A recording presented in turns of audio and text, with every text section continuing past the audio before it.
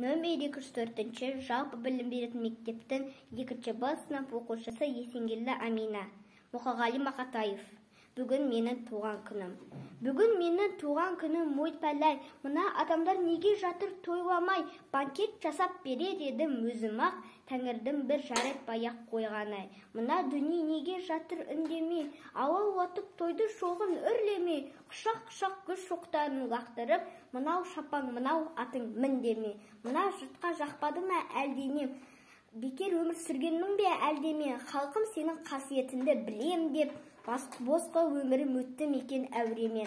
Айтамын деп қуанышың мұңыңды, басқа арнайы бұрын ба әлде жырымды. Мен бәрібір өзіңменен бір болам, өзегіне тепсен дағы ұлыңды. Тойланбаса тойланбасын не тейін, той көрмей-ақ, сый көрмей-ақ өтейін. Қаламымды бер шымаған бәйбіше, болашаққа арыз жазып кетейін.